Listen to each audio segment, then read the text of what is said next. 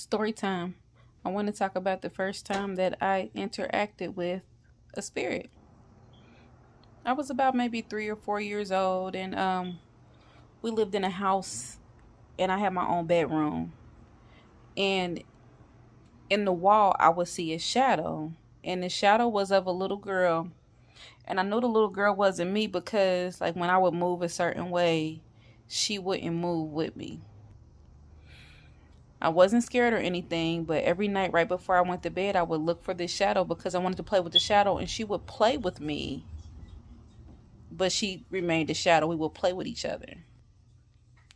One day, I asked to meet her. I just kept saying, like, I wish I would meet you. I wish I could meet you. But for days after that, she would continue to be a shadow. Please, like for part two. Part two on how I interacted with my first spirit. Well, after days of wishing that I could meet her in the person, one day I was laying in my bed asleep, and of course I'm forced. I don't know what time it was. I wouldn't be surprised if it was witching hour, but I looked up and a little girl stood at the foot of my bed.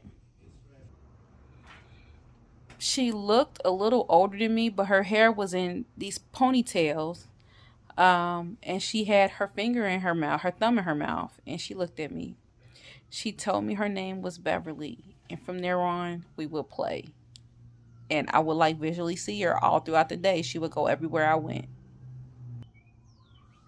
Now, my mom thought I had an imaginary friend, and she would ask me different things about my imaginary friend, like her name, what she looked like, and all types of things of that matter. And I would play around with her, and we would set up the table for tea parties. Part three. Part three on how I interacted with my first spirit. Like I was saying, my mom would set up, we would have tea parties. My mom would like help me, my imagination, we would play with them. And one day my mom asked me about her. My mom asked me her name. And I told my mom that her name was Beverly. And my mom looked at me crazy, but she just continued. After that, I started to meet other imaginary friends. Like I had an old man named Charles and an old lady named Pearlin, and it was just all these people, but my mom would like feed my imagination. And I mean everything. She would like she would like do all types of stuff. Buy extra stuff, put out extra food, anything to make me happy as a kid. And as I grew just a little bit, they all remained the same. Until one time we took a trip to New York City. And I had to be maybe about 6. Now, I think this is part 4 or part 5.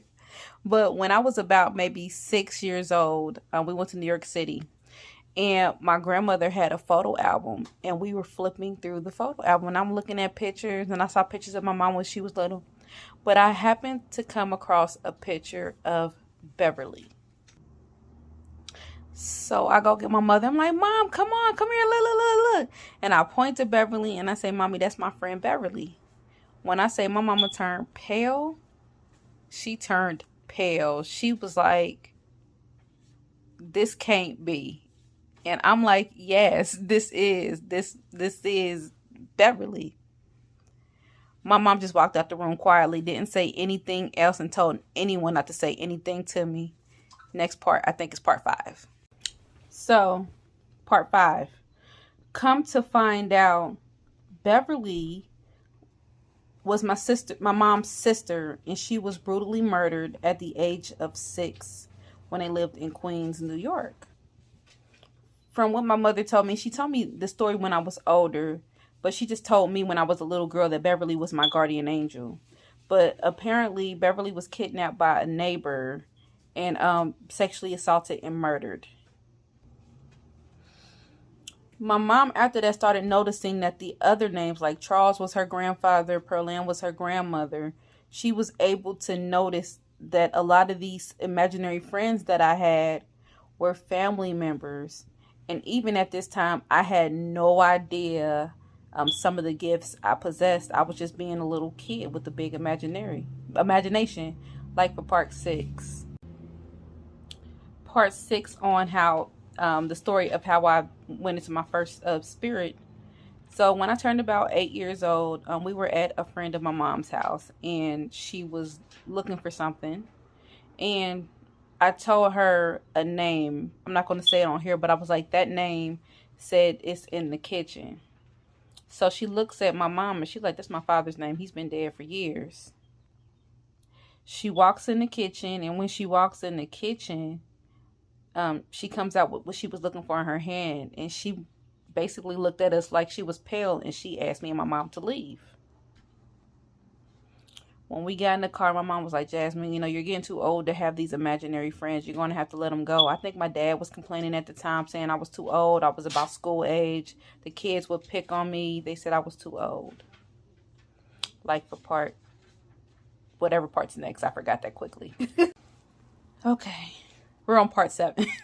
Part 7 on how I connected with, after connecting with my first spirit. So pretty much after 8 years old, you know, about school age, and, you know, I was picked on, it kind of went away, and I stopped seeing Beverly, and I stopped seeing all my imaginary friends, and I just kind of blended in with the other kids. I was still pretty much bullied as a kid until I started fighting a lot, but before that, I just pretty much went on with my day-to-day life, and I didn't see them anymore.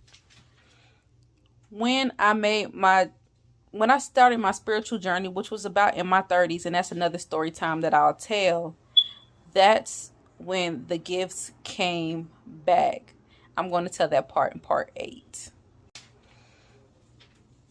So part 8, you might hear this story overlap because there's so many stories within this story, but I found my spiritual journey, and then that's how I found my teacher, S. Ali Myers, on YouTube, and he talked about ancestral altars. So I erected an ancestral altar and gave my first offering.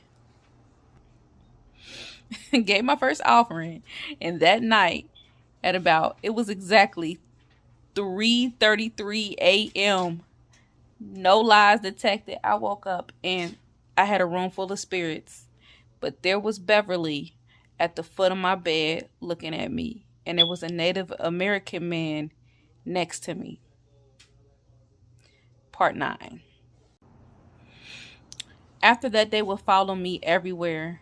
And this is part 10, by the way. And I kept hearing, like, I would hear chains jiggling. I had no idea what was going on. I thought I was crazy. And I called my mom and told her about Beverly. And then I told her that there's a man who's wearing overalls, and I keep hearing chains jiggling. At this time, I didn't remember Charles, but my mom remembered Charles being one of my imaginary friends. She gave me confirmation when she told me that Charles would have a pocket full of change, and you could hear his change jiggling. You knew he was coming because you would hear his change jiggling.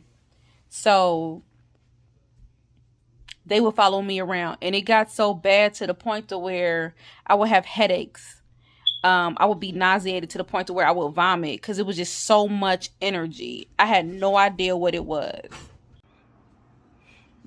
Part 11 and final part. So the way I found out I was a psychic medium was, and people would tell me like, Jazz, I think you're a medium. And they would put me in these groups, but I wasn't resonating until I had a friend. They were a couple. Shout out to Kristen Lighton and Divine Queen. But one of his ancestors came through, and I was able to describe her. And that's when I got confirmation that I was onto something. And that began my journey as Jazz the medium. I even think he may have given me that name because I didn't have a name. I tried to come up with this elaborate name, this elaborate African name, but they were like, here comes Jazz, you know, the medium. So that's how we came up with Jazz the medium. And that's my story. Please like and follow for more. If you are interested in any services, please visit my website at www.jazzthemedium.com. You can also follow me on Facebook, Instagram, or TikTok. This video was actually meant for TikTok, but then TikTok wouldn't take my video. But you can follow me on there as well. I'm Jazz the Medium across the board. I'm not hard to find. Peace.